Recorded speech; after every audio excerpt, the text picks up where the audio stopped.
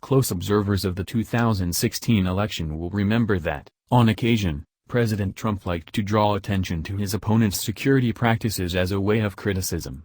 There was, you may recall, something about an email server. Hillary Clinton sent classified information, even during her travels overseas, jeopardizing the national security of the American people by allowing her emails to be hacked by foreign intelligence services, Trump's campaign website declared. But it wasn't just Clinton who was the target of his criticism. The Democratic National Committee got hacked because it didn't have a very strong defense system against hacking the way the Republicans did, as he said during a cybersecurity session on January 31. The government was hacked by China because we're run by people that don't know what they're doing, as said in his January 11 news conference.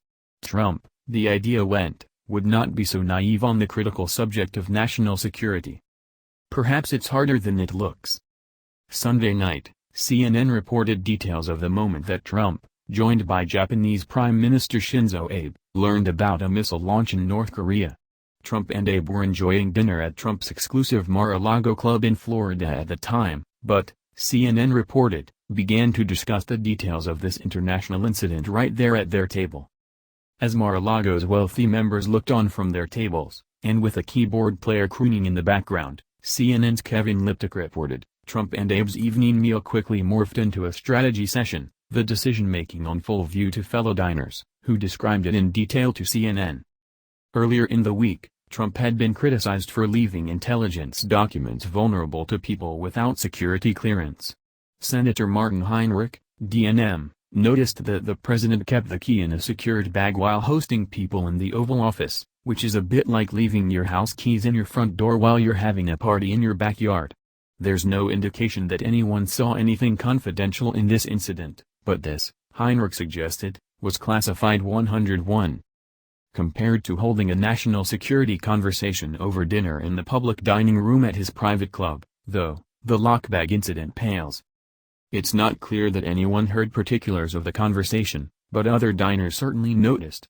Richard D'Agazio was in the room and posted photos of the moment to Facebook. Others who were there added their thoughts in the comments beneath the post. One wrote that he was watching very close by. Had no idea what it was about. That's probably not the case for the waiters, who, CNN reports, cleared the wedge salads and brought along the main course as Trump and Abe continued consulting with aides. Notice, though, that the photos appear to corroborate an important detail from the CNN report. The patio was lit only with candles and moonlight, so aides used the camera lights on their phones to help the stone-faced Trump and Abe read through the documents, Liptak writes. In D'Agazio's first photo, you can see a phone flashlight being used in that way. Why is this important? Mobile phones have flashlights, yes, and cameras, microphones and internet connectivity. When Edward Snowden was meeting with reporters in Hong Kong at the moment he was leaking the material he'd stolen from the NSA, he famously asked that they place their phones in the refrigerator, blocking any radio signals in the event that the visitors' phones had been hacked. This was considered the most secure way of ensuring that the phones couldn't be used as wiretaps, even more secure than removing the battery. Phones, especially phones with their flashes turned on for improved visibility, are portable television satellite trucks and, if compromised, can be used to get a great deal of information about what's happening nearby, unless precautions are taken. Precautions weren't taken. One of D'Agazio's photos shows Trump using a phone at the table, within view of other diners, and while sitting next to a foreign leader. It's not clear what phone Trump is using in that picture, but it's known that he uses a relatively old Android device, even while serving as president.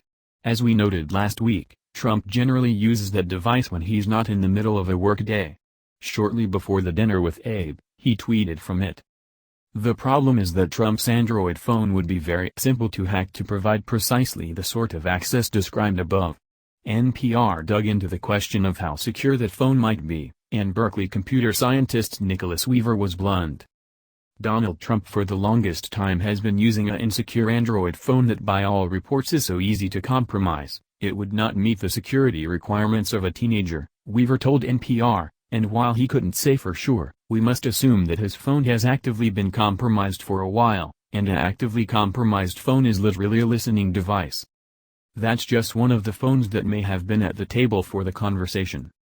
The picture that's painted is one that runs contrary to the arguments Trump made on the campaign trail. While running for the presidency, cybersecurity and the risk of compromise were cardinal sins, necessitating that he be given the most powerful position in America. Now that he's attained that position, though, his attitude towards security seems a bit more lax.